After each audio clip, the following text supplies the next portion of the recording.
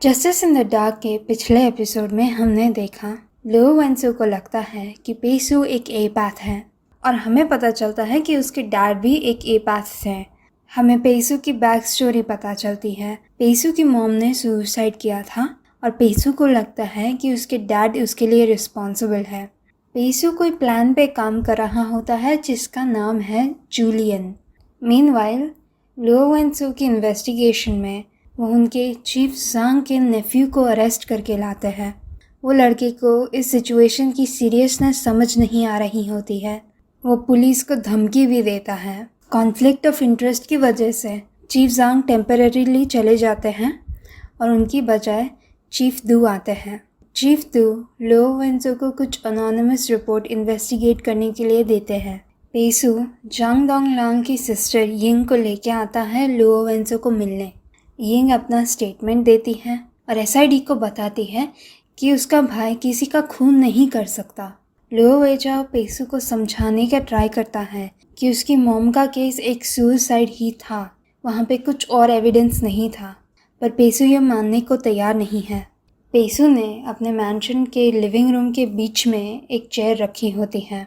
ये चेयर जहाँ पे रखी होती है उसके डायरेक्ट सामने उसकी मॉम ने सुसाइड किया था। हम पेसू का एक सपना देखते हैं जिसमें वो अपनी डैड की स्टडी में जाता है। हम कुछ फ्लैशेस देख सकते हैं जिसमें ऐसा लगता है कि पेसू के डैड उसकी मॉम को हर्ट कर रहे हैं। हमें पता चलता है कि पेसू अभी सो रहा है और ये सब उसके सपने में हो रहा है, पर ऐसा लगता है जैसे ये कोई उसकी मेमोरी हो। उसके डैड के डेस्क पे कुछ डॉक्यूमेंट्स पड़े होते हैं और हम देखते हैं एक यंग पेसू जो ये डॉक्यूमेंट्स में कुछ ढूंढ रहा होता है।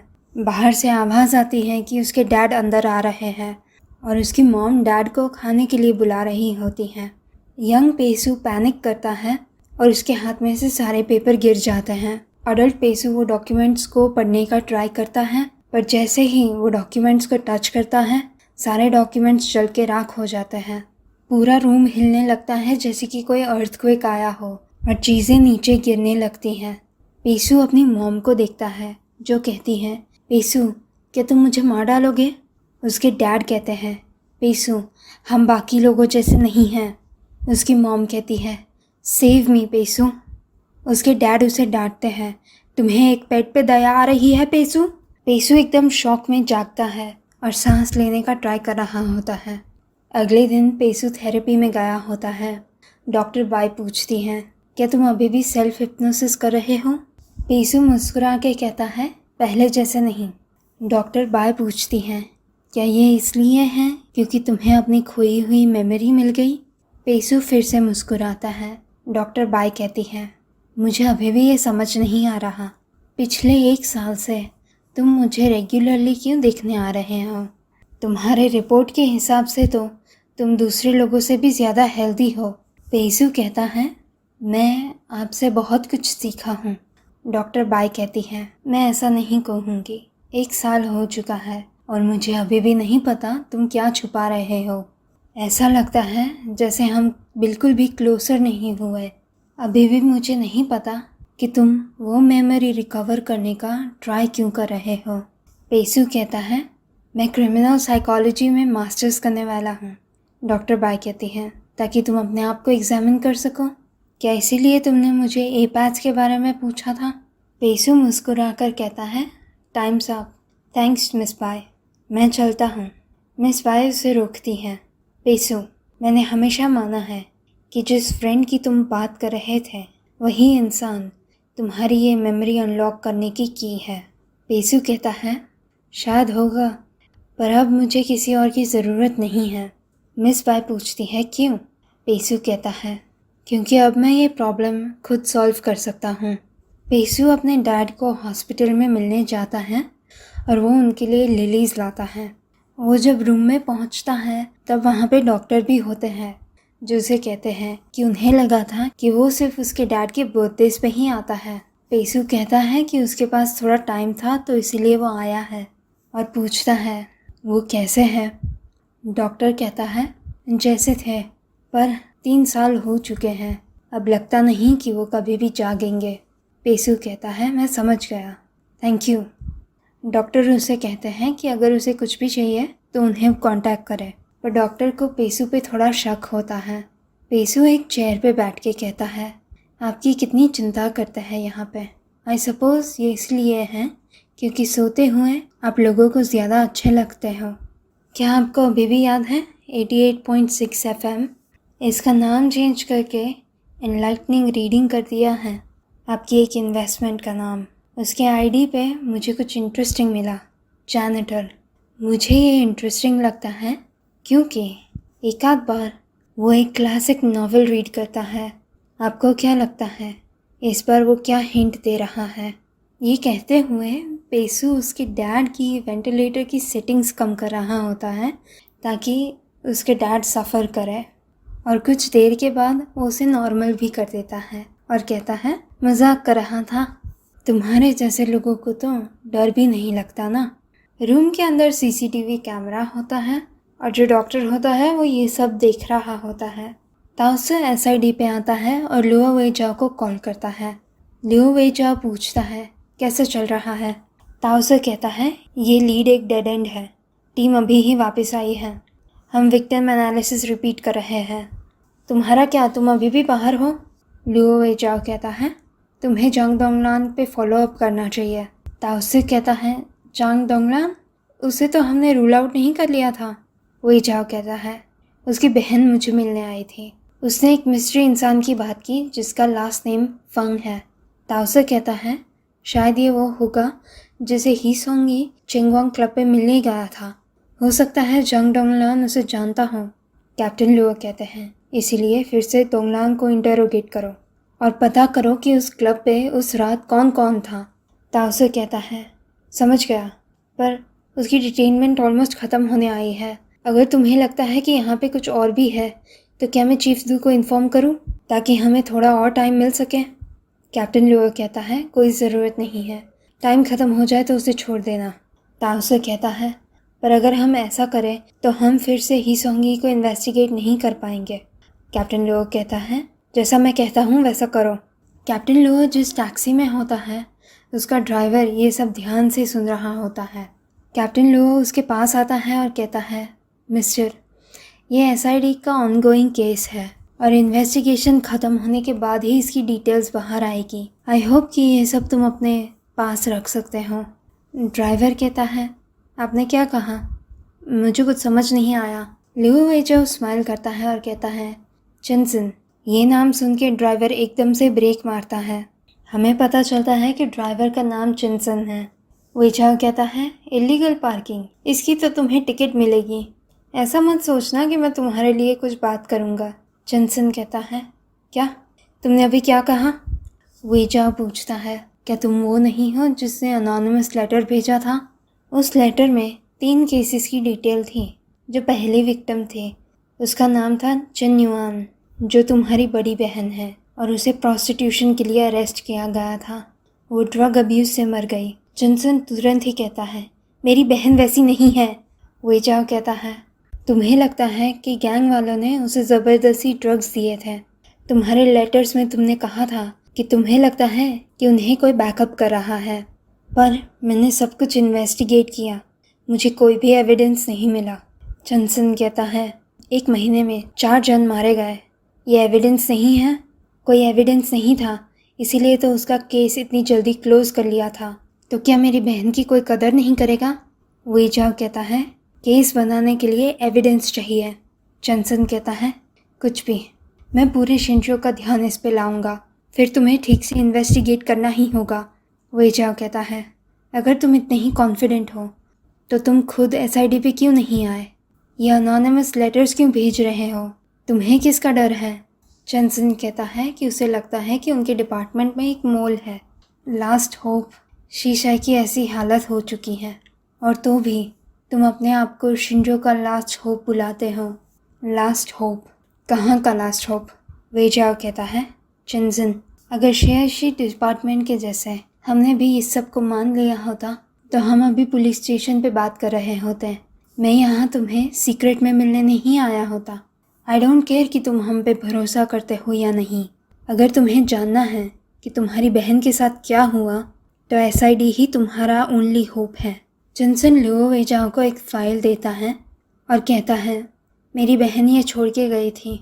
उसके पास मुझे कुछ भी बताने का टाइम नहीं था। उस टाइम पे वो ठीक से सो भी नहीं पा रही थी, जैसे कि वो किसी चीज़ से डरी हुई हो। मैंने उसे इसके बारे में पूछा भी था, पर उसने मुझे कहा कि अपने काम से काम रखूं। उस टाइम पे मुझे लगता है कि उसने किसी को कॉल किया था, पर मुझे नहीं पता कि वो कौन था। कैप्टन लुओ पूछता है, गोल्डन ट्रायंगल पे जो खाली ज़मीन है उसके बारे में तुम्हें कुछ पता है? जॉनसन कहता है, अगर मुझे कुछ पता होता तो मैं तुम्हारी मदद नहीं लेता। लियो वेंसो उसे अपना कार्ड देता है और कहता है, एक और बात, एसआईडी ये केस सीक्रेटली इन्वेस्टिगेट कर रही हैं।